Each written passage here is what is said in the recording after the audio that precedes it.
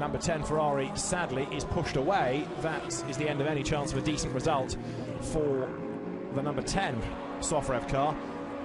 Just also makes you wonder whether that same problem may rear its head on number 20 when Franck Morel comes in currently in third place to give way to Jean-Luc Bobelic. Is it a freak, or is it something manifesting itself within the Sofrev cars? So 33, Greg Franchi then, currently in fourth overall, and the best placed of the double stoppers. In other words, this car, fuel allowing, can go to the end now. They don't have to make another pit stop unless it suddenly needs just a few more drops, but most teams saying fuel is not an issue around here. There's the second placed Porsche, Raffaele Giammaria, and their 32 is the fifth placed Audi, Felipe Albuquerque, who was lapping quicker last time than Greg Franchi. If that Porsche would get out of the way of the Audis, we'd have a genuine battle between them for fourth and fifth places now. So we know number 10 Ferrari is in problems. Let's find out exactly what Julien Juste, the original driver of the car, is with Haley. Julien, sadly number 10 is sat in the garage. Will he get back out? I don't know, there's something wrong with the gearbox because Jérôme tried to start after the pit stop and the gearbox doesn't work. He didn't put the first gear, so we tried to fix and go again, but it's a shame because everything going well and we fought for the podium, so I don't know. Thank you. The two leaders are both in the pit lane. You can see the Porsche in the background with Raffaele Giammaria getting out, Paolo Roberti getting in, but also further up the pit lane, number 1 has come in, Nico Verdonk then, to give way to Michael Bartels. So at the end of lap 66, they have done the top two cars into the pit lane. So you've got Verdonk in, and Bartels takes over the car. There it is, having new tyres put on, and the number 9 Porsche likewise, Paolo Roberti getting in, fuel and tyres, Nico Verdonk standing by the number 1 car, and the team hoping that there's, sorry, Michael Bartels I should say there, the team hoping that there's no drama with the starter motor like there was at Monza. Otherwise another potential win is going to go out of the window, but it's going to be fascinating to see how close the two cars are when they set off into this last stint. Michael Bartels taking the last stint in the car and is ready to go. How's the Porsche getting on? I think it's still up on its jack, so the number 1 Ferrari leads the way back into the race. Down the pit lane, what about the Porsche? Still up on its jacks, isn't it? So it's going to be a big ask this for Roberti. He needs a safety car really to bring him into contention. And likewise the Audis here, look, because they are still a long, long way behind, although only now up to a proper pace is Bartels. There's the Porsche, Paolo Roberti having to obey the pit lane speed limits. And when he gets over the line now, he can accelerate away, which he will do. Can he stay ahead of the Audis? He should be able to. There they are coming onto the pit straight now, but the Porsche, yeah, is okay. It goes into turn 2 clear of the third and fourth placed Audis. Now for the moment, number 20 Franck Morel leads the race, but he's got to make his last pit stop, so it's a phony lead in a way. There is 32 Felipe Albuquerque on the back of Greg Franchi. But you can see the way that although these two cars are together, certainly the leaders, the Ferrari and Porsche, have been able to break away from these two cars. And likewise, in his last stint, Nico Verdonk doing a good job of building up the advantage. So there is the on-track leader, but we'll have to make another pit stop, and so the number 20 Ferrari can expect to drop down the order. But it's how far down it drops that is the question.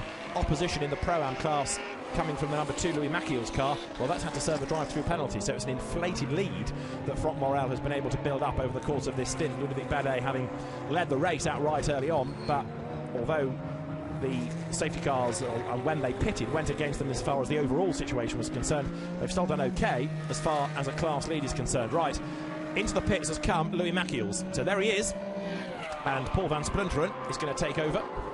Scurries around the car with his cushion, ready to get on board. The Dutch Porsche dealer who began many, many moons ago racing in Sports 2000s. He was the 1988 Dutch Alfa Romeo champion and then had a few years away building up his businesses, but has come back in recent years in the Dutch Touring Car Championship and in GT3 and GT4 racing. He has the concession to build the GT4 homologated Porsche, for example, and Paul van Splunteren then gets on board. Good job as ever has been done by Nick Homerson, Louis Machiels in their stints, although we did see Louis Machiels running wide over a curve and he got that drive through as well, but the speed has been there. New tyres going on the car. So, door opens. Wires plugged in for crash helmet to radio, transponder setting adjusted. And seatbelts tightened also. Paul van Splunteren will have just under 55 minutes remaining. And also in the pit lane has come another of the Lamborghinis, 25, which is a car that runs within the Pro Cup, Pro class, and that's Nicolaas Meyer-Melnhof to give way to Albert von Turnholt Taxis, the car having been at but not raced at Monza because of its accident at the end of qualifying. Right, there's Van Splunteren going nowhere. Come on, what's happening? Is this gearbox? Is this starter motor? Goes now. Whether he was aware they'd finished the work on the car, I'm not sure, but he needed a bit of a hurry up. Anyway, the car is in the race now, but time lost, which they could ill afford, really, with just a few seconds wasted at the very end of the pit stop there. Albert von Turnholt Taxis will be aboard the 25 Lamborghini. So Franck Morel still leading the way as Nicolaas Meyer-Melnhof walks into his mechanic virtually there, who rushes around the car with the new tyres. Take the old ones away, and that car in a good 6th place at the moment. Carlos Iaconelli is 7th behind, and Fred Makovici is 8th. I'll give you a rundown of the order again once we've had number 20 serve its last pit stop, because that's going to have a real effect on the classification. Number 9, Raffaele Gianmaria's car, now with Paolo Roberti at the wheel, has just gone by and is lapping slower than Michael Bartels. So the gap between the leaders therefore is extending, but it might just be coming down a fraction between Roberti and Felipe Albuquerque. Away goes Albert von Turnholt Taxis. This glorious looking, symphonic sounding Lamborghini back into the race, and after the disappointments of Monza, it's looking good for a decent overall finish here, that's for sure.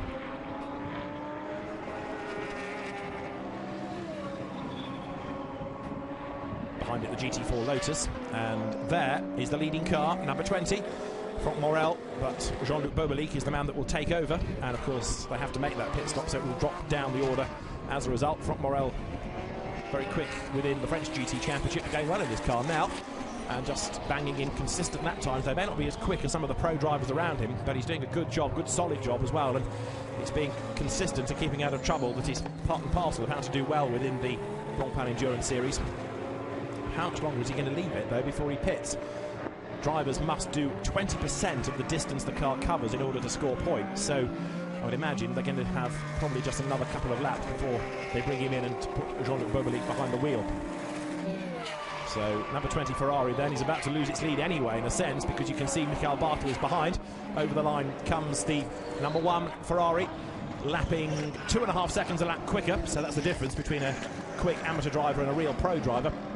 Michael Bartels, who runs the team, finds the sponsorship, goes racing, takes it very, very seriously. I don't mean that as a criticism, but you only have to look at what the team is like now and what it used to be in its Vitaphone Racing Team days.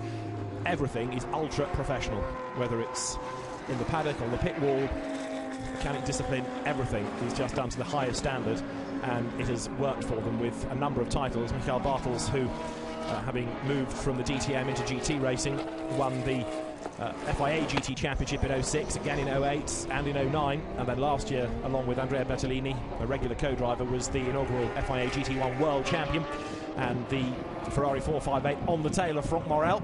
Quick flash of the lights from Bartels to say, I'm coming past, but oh no, you're not, because for the moment this is a proper battle for the lead. I know that the number 20 Ferrari has to make a pit stop, but Morel is entitled to fight for the place for the time being. Bartels is behind him, but while he's stuck behind the Ferrari, of course, Paolo Roberti is getting a little bit closer. Not close enough, I don't think, to challenge. It's going to need a safety car, really, to get the Porsche back up near the Ferrari. The gap did widen in that good stint by Nico Verdonk, but certainly Bartels here is stuck in traffic and he's losing time. Lost 3/10 to the chasing Porsche in the first sector. He's lost 7/10 in the second sector. And now to the inside goes number 1, and that gives the car the overall race lead. So even though Franck Morel was leading and had to make a pit stop, he's lost the lead on track anyway. And so with just under 51 minutes to go, through comes number 1, Michael Bartels, in the race lead. He goes through up towards turn 1. Meantime, let's go back to the pits and join Hayley. Nico, it looks like the 458 is performing well. How was it to drive out there? Pretty hot to start with, but other than that, the car was improved incredibly. When you look at our performance compared to Monza, it's just a big step forward, and we still have to further improve, but we're up the right direction. Thank you. So Nico Verdonk, good stint that, because he's increased the car's lead, and he now has 50 minutes of staring at the screens, keeping everything crossed, and looking forward to a first GT win. He's gone well in Formula Le Mans, the one-make prototype series that then became a class within the Le Mans series, but this is his first proper season really of GT racing, and at a high level, going very well in this car against good opposition as well. So Michael Bartels then it is who leads the way, the new for 2011 Ferrari 458 Italia. His sister car, being driven by Paul van Splunteren, is in 9th place. Number 18 Porsche there, which is Alessandro Vanetti's car, currently in 10th place overall, chasing after van Splunteren. And the race with 49.5 minutes to go is now looking as though it is there for Vita 4-1 to take its maiden victory with the 458. And the 458s that have promised a lot but not always delivered in either the Blancpain series at Monza or in national championships. There's that one win at Alton Park, but they've had a bit of bad luck in other rounds of other championships, that's for sure. But the number 1 car looking very strong at the moment, and Bartels does not want to be stuck in traffic if he can avoid it. Flashing his lights at the 18 Porsche coming over the line. So number 20, Franck Morel, is in second on the road but falling away, and the number 9 Porsche of Paolo Roberti is a long way back. It was 11.8 seconds at one stage in that middle stint, but now just over the timing line has gone the second place car, and at turn 4 is Bartels, so it's a massive advantage, and it's gone up by over 2 seconds last time around. So the gap's widening between the top two. Paolo Roberti chasing on as best he can, but it's too big a gap, I think, even in 48.5 minutes of racing. Bartels, though, still being stuck in traffic. That's not going to help, but of course, ultimately, the same back markers are going to have to be negotiated by Paolo Roberti. Onto this back straight comes the race leader then, pulling out of the draft, just flashing his lights again at the number 18 Porsche. And Alessandro Benetti hopefully will give way this time. Yes, he does. What about the number 3 Aston Martin, which is also being lapped? That gets out of the way too. The car now with Pierre-Bryce Maynard at the wheel, down in 25th place after its long stop early on, after there was contact when Jan Claro was at the wheel. This is the view from the Aston. Porsche 18 is ahead.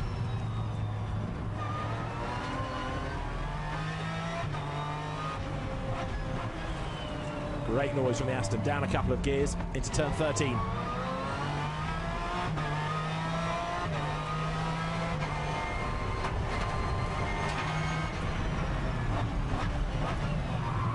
Down 3 and a bit of task wheel into turn 15. Need to get a good smooth run through there to get the momentum onto this long, fast pit straight. Leaders go through then. Michael Bartels leading the way and still pulling clear, of course, from Franck Morel, who's a bit stuck in traffic now. And he's got a pit stop looming to give that car over to Jean-Luc Bobelic. 47 minutes of the race to go. They're not going to give Bobelic too much track time, I don't think, are they, there? He should get enough in to score points, but he's not going to have too much time in the car, so that it might just fall away and lose its class lead. Second in the class is Paul van Splunteren, who's a long way back, but of course it's a slightly inflated gap given that there's a pit stop still to come for number 20.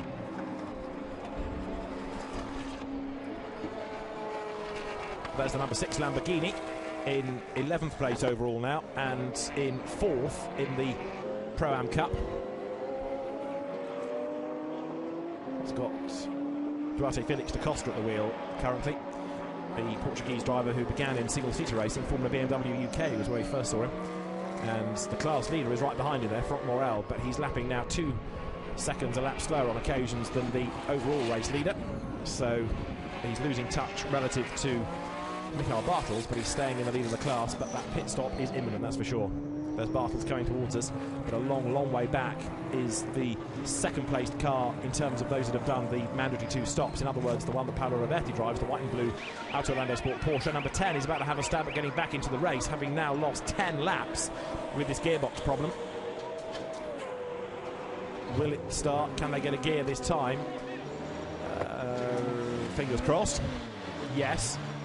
And pulls out right in front of the Aston Martin. And that, not, I'm afraid, the dumb thing. The team just saw the Aston at the last moment, but Jerome Policon was focused on trying to get the car going, wasn't really watching what was coming down the pit lane. And it's a good job that was a back marking car, which had already had its own drive-throughs anyway, because had that been a more competitive car, that would have jeopardised its overall place, I think. But Jerome Policon not being aware of what was happening around him in the pit lane and pulling out into the path of, there it is, the 88 Aston Martin Vantage that runs in GT4, with Raffaele Sangiolo doing the last stint in that car, Philippe Brodkern having done the middle stint, and to prove a point, getting up on the inside of the Ferrari that impeded him in the pit lane. And that goes to show as well that Jérôme Policon has not yet got up to a proper pace.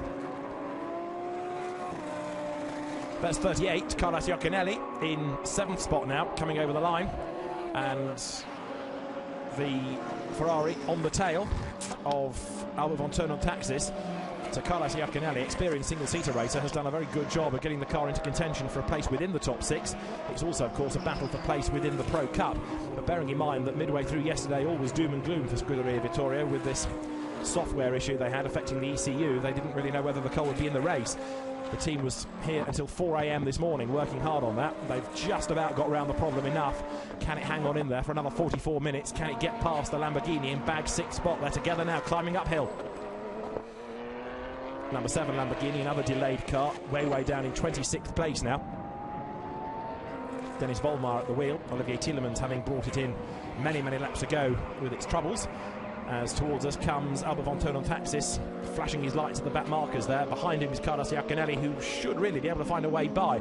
Iacconelli, who's a proper single-seater racer, knows what he's doing in any type of racing car, and should be able to go storming by, I would have thought. But for now, Albert von Thurn on Taxis is doing a good job of hanging onto the places. In comes Franck Morel, and there is the tubby frame of Jean-Luc Bobelic, who will clamber on board. And as you can see from the clock, Jean-Luc has just over 43 minutes of the race to go, so a very short stint for him, just to bring the car home, score points and try and hang on to a class lead. So the belts are done up, the fuel goes in, tyres will be put onto that car as well, and Paul van Splunteren, who is really now the opposition in the class, has just done the car's best lap of the race. This is the number 2 Ferrari that will be, when 20 rejoins, be chasing for the class lead, and van Splunteren really doing a manful job now. As I say, he's bringing the gap down, he's lapping quicker than the car has done in the previous 2 stints of the race, so looking very promising indeed now. We may, in the very last minutes of this last stint, have a genuine battle for the class lead building up. There it is, in fact, it's going to be even sooner than that.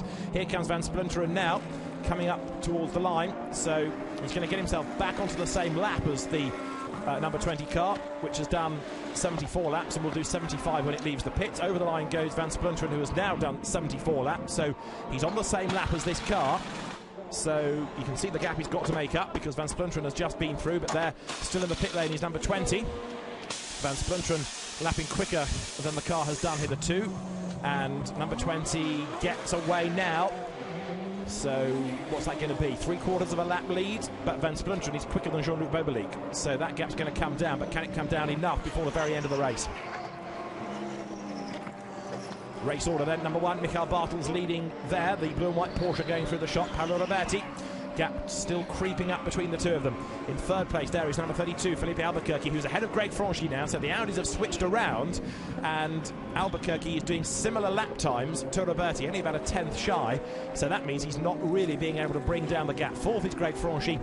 5th now is going to be Albert von Thurn on Taxis. In 6th place, Carlos Iacconelli, and there is a very hot and tired Franck Morel. Great middle stint of the race, that, in the number 20 Ferrari.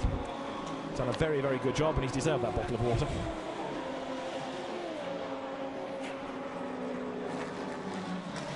Glug, glug, glug. Franck Morel hands the car over to Jean-Luc Bobelic, leading its class. Question is, can it hang on in there?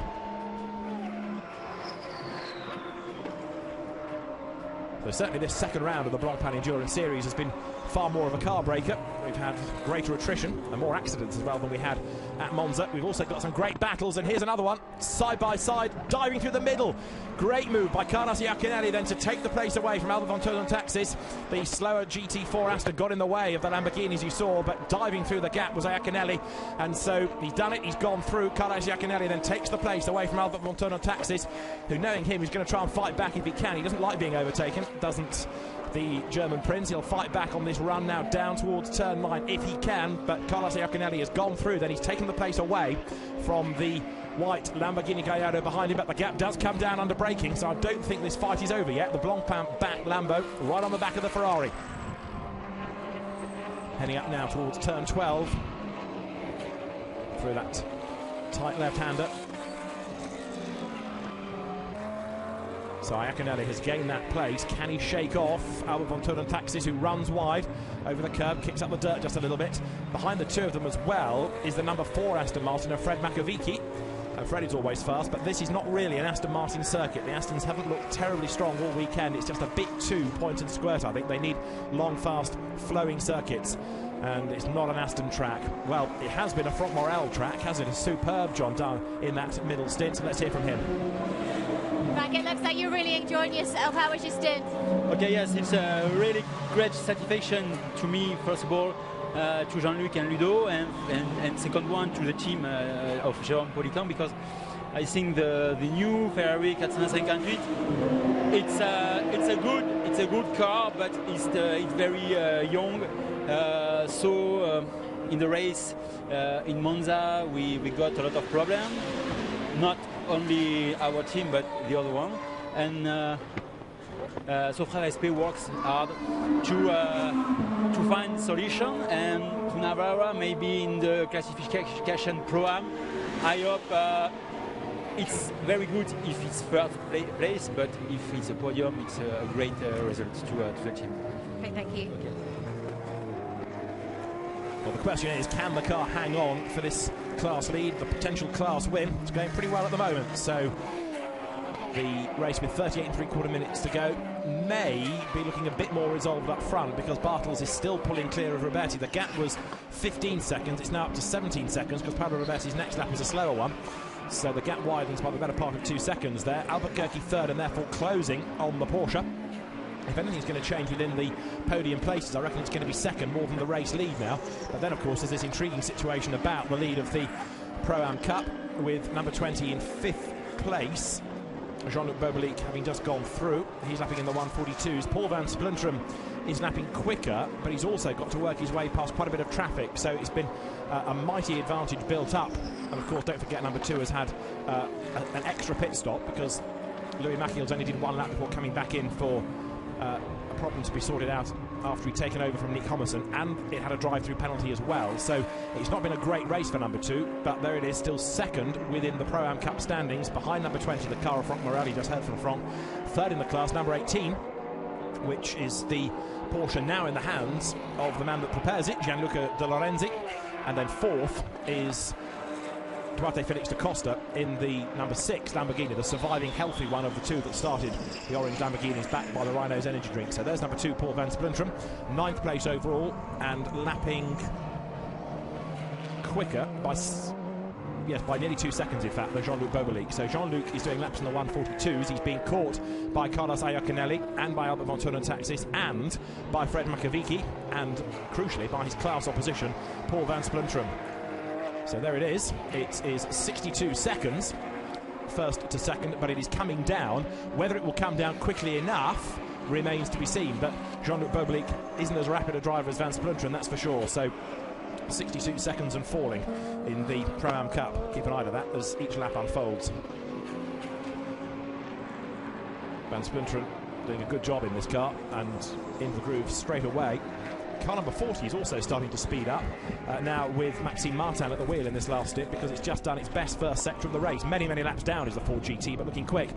Van Splintrum in this superb looking 458, and there's just something about that livery that Michael Bartels uses on the cars, the colours of Vitaphone, but now being adopted by Vita 4-1, the new team.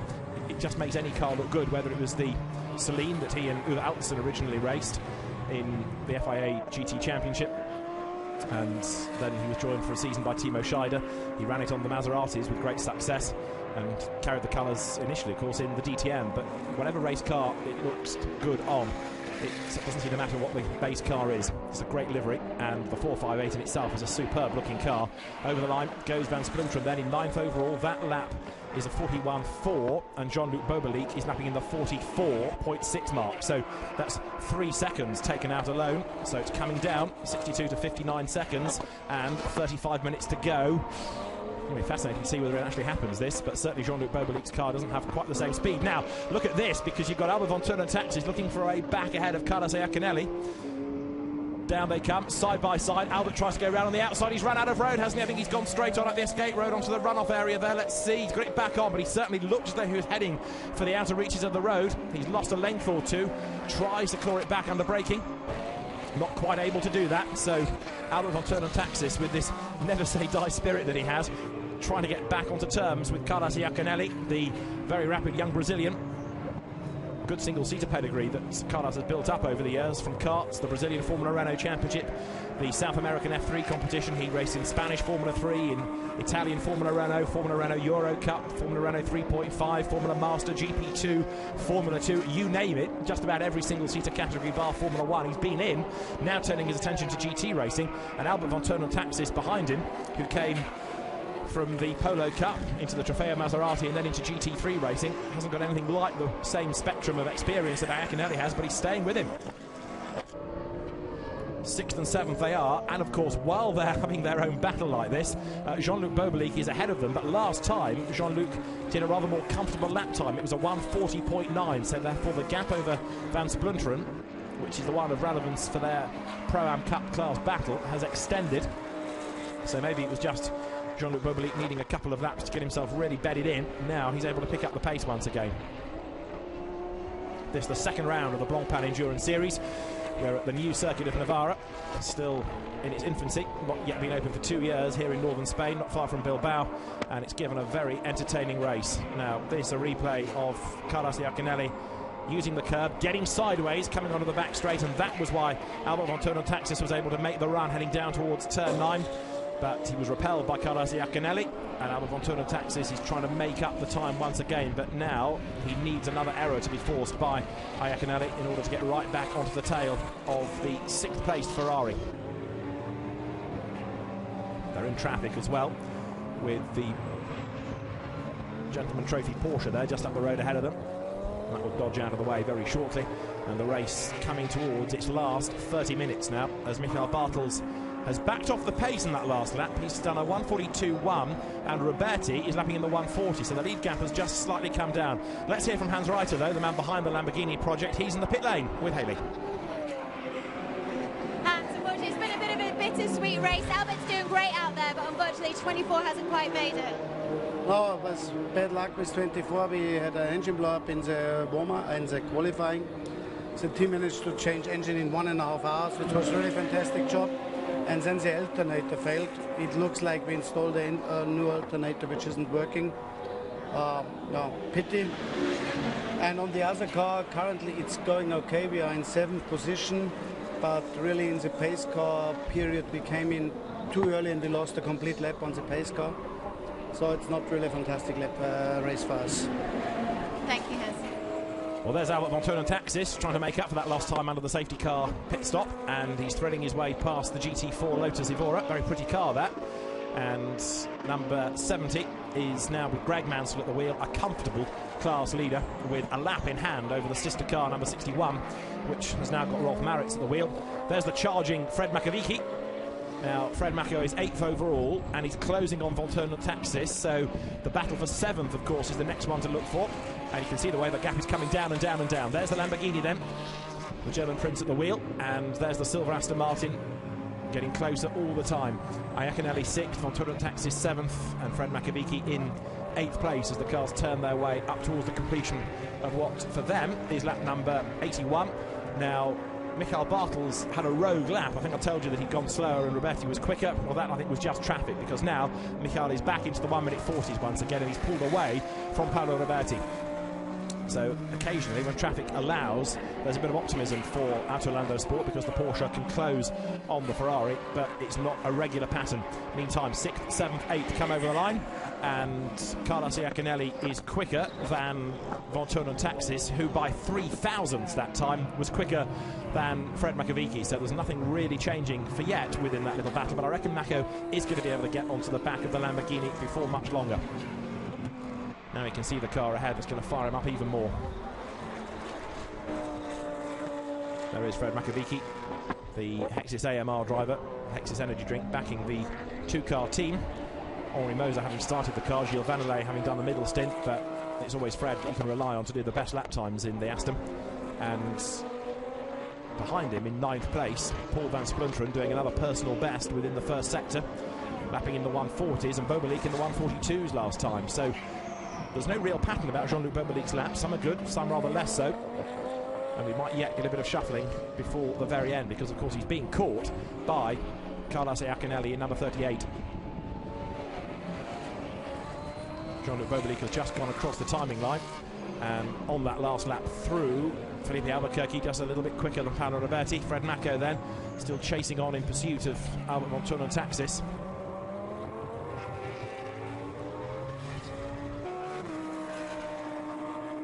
But I think Jean-Luc Bobelik is going to be secure, because the gap that he has built, not just for his class lead but also for 5th place, is a mighty one, and it's going to take an awful lot of effort on the part of the opposition to bring that gap down. Makovic then comes across the line. Bobelik last time did a lap in the 141s. Iaconelli is quicker than him, so is Von-Tunnel-Taxis, and Fred Makovic quicker than the two ahead of him. So this time around he does start to rise to the occasion, only by a few tenths, but the gap does come down a little bit. Makovic out of turn 3 now in the number 4 Aston Martin. Makes the run downhill, speed building all the time, and as the race has worn on, so the temperature has picked up here at the Navarra circuit, because the original fear that there might be a bit of rain to come has long since been dispelled. The cloud has broken and the temperature is much, much hotter than we had. Certainly it feels that way than at the start of the race. So there's Fred Makovic, 8th spot, catching Von-Tunnel-Taxis as they dive through turn 8, and with just under half an hour to go, surely Fred Makovic is going to gain 1 place before the end here. Whether he's going to be able to get past Carlos Iaconelli, I'm not sure, because Carlos is, as we have seen, a real fighter. And Makovic creeping up now onto the tail of the white Lamborghini ahead of him.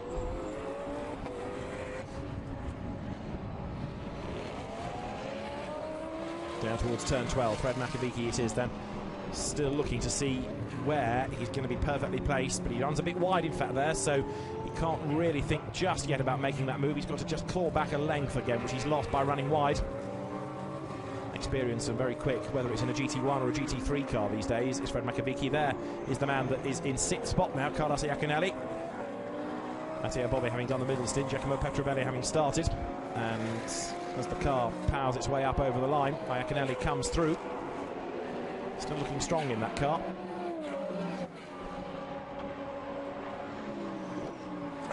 So those 2 early safety car periods helping some teams, affecting others. They've certainly, though, shaped the race, that is for sure. And disappointing that we've got 2 pretty damaged cars. As Makovic runs wide there at turn 3, carried too much speed into the corner, runs towards the curb, and that's just going to give a little bit more breathing space back to Von-Tunnel-Taxis as they drop downhill now.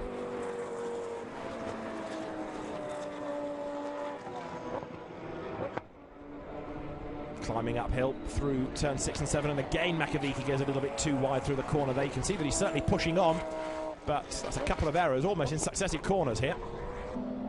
Albert Von-Tunnel-Taxis then does have a little bit of a cushion, if only for a lap or 2. Race leader Michael Bartels has now done 85 laps and 27 minutes remain. He's done a lap in the 140s, so just crossing the line now has Paolo Roberti, but only by a tenth is he any quicker, so there's nothing really to choose between those two. The gap isn't coming down anything like what it should do. Third, also in a bit of a stalemate situation, is Felipe Albuquerque, but it's the real battle that's going on here for 6th, 7th and 8th, which is the one of interest. Makovic quicker last time than Von-Tunnel-Taxis, who was closed on Iaconelli because he in turn is stuck there behind the number 31 Lamborghini, which gets out of the way now. Fabien Michal at the wheel, the car started by Georges Capin, and remember they are interested in winning the Gentleman Trophy.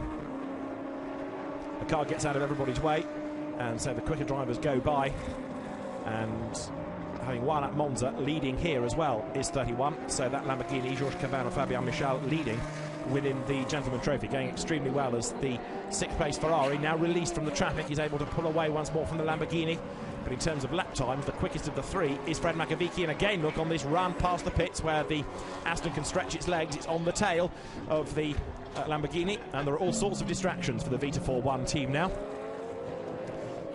Mind on the job, chaps. Right, the leading car of Michael Bartels leads the way by a monster margin, really, over Paolo Roberti. The sister car is 9th and still chipping away, trying to catch Jean-Luc Bobelic for a class lead, but the gap ain't coming down fast enough.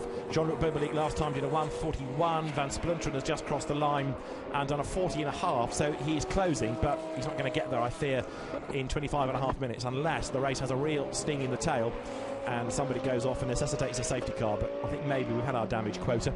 Interesting that yesterday, during the practice and pre-qualifying sessions, the incidents were really happening on the first part of the lap, or either at the turn 1, 2 and 3 sequence, or for the Porsche that went off spectacularly of Stefano Bianconi coming out of that corner, turn 10, whereas today it's all been happening with the damage at turn 15. Two very damaged Ferraris, a 430 and a 458, a legacy of drivers getting 14 wrong and then having their accidents coming up to turn 15. Lotus getting out of the way here. Rolf Maritz, with a long history of racing at sports cars, keeping out of the way, and Iaconelli has gone past, and a sideways Makovici now wriggles by as well. Von Turner Taxis have gone by as well. Makovici knows that you can't afford to hesitate for a 10th of a second, otherwise they'll be gone. And look at the way that Von Turner Taxis is once again coming back at the Ferrari. The Scuderia Vittoria car then in the hands of Carlos Iaconelli comes over the line.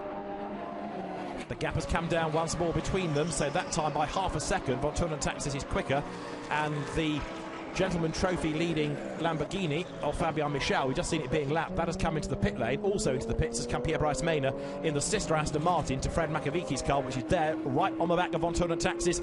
And these three now for for 6th place I should say, absolutely together. Iaconelli, Von Turner Taxis, and then Makovici on his tail. And Von Turner Taxis is the man with the hardest task of all. He's trying to attack and defend at the same time. New boots go onto the 31 Lamborghini, which is well clear within its class. The Gentleman Trophy leading car, Fabian Michel sharing with Georges Cabin, and second in that class is the 37 Giorgio Piodi, Stefano Bianconi, Stefano Villa Porsche.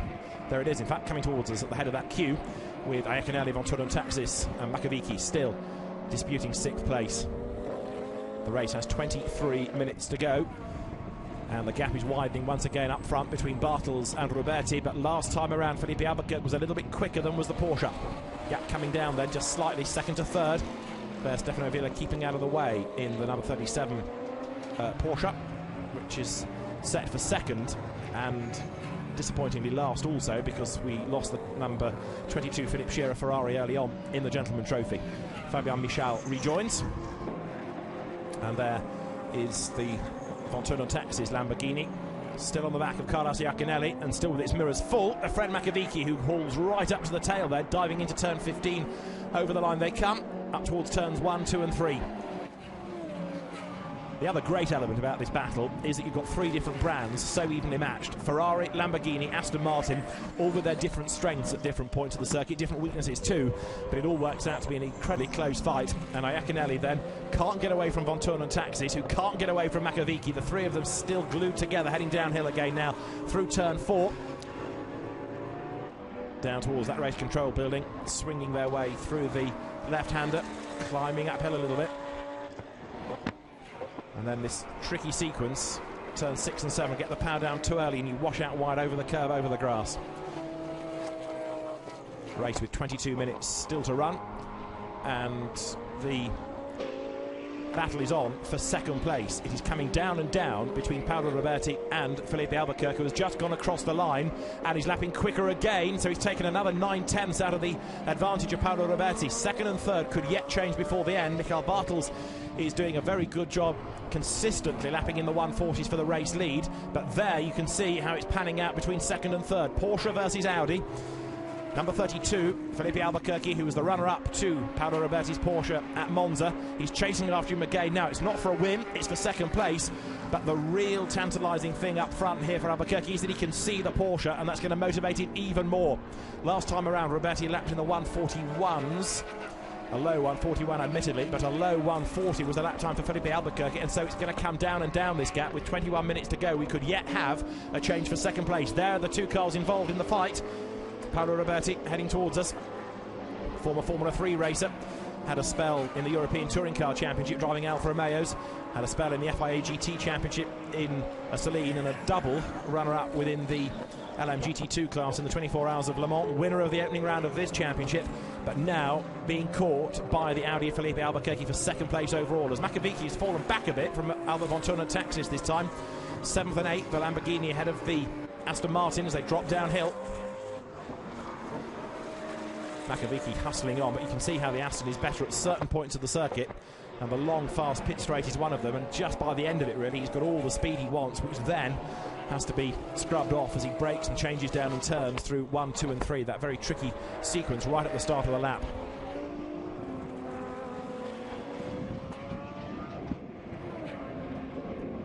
Race leaders then on lap 90 with 20 minutes of the race to go. And the number 4 Aston Martin, which is as close as it's ever been really to the back of the Lamborghini, but still unable to find a way past. Roberti working his way through the traffic. Felipe Albuquerque will be diving past that slower Porsche as well before much longer as they head downhill again.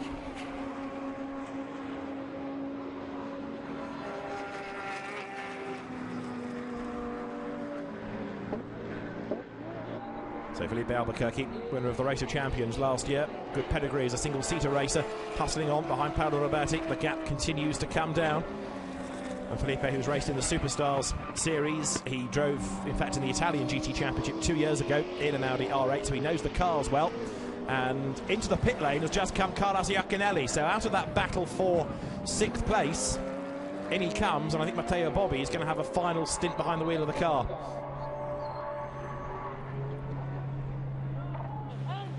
So there is the last stop with just 19 minutes to go. One out, one in. And there, Fred Makovici then gains a place. So Albert Von Taxis goes up into 6th. And yet, Matteo Bobbi being strapped in. So he gets the last few laps behind the wheel. Former FIA GT champion. And the engine fires up. Or does it? Yes, it does now. Blimey.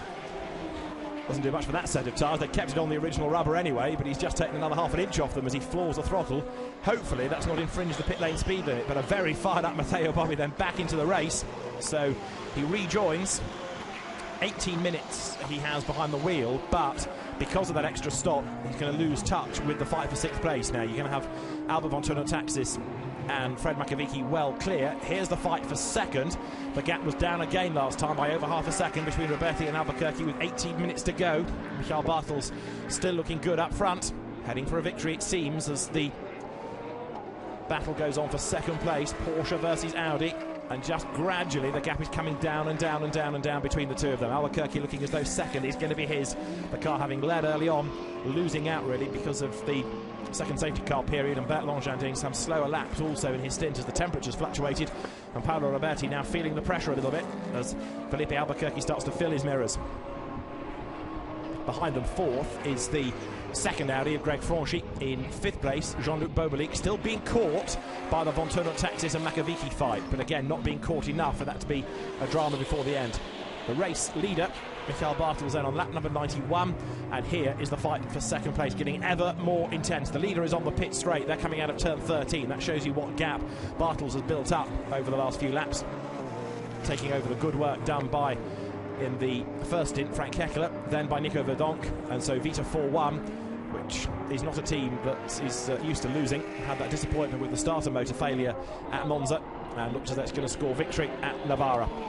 Over the timing line goes the fight for 2nd place. The gap, nothing at all between them now. Another 8/10 pull back that time by Felipe Albuquerque. So the Porsche just heads the Audi, but for how much longer? Where is the Portuguese driver going to find a way past the Italian?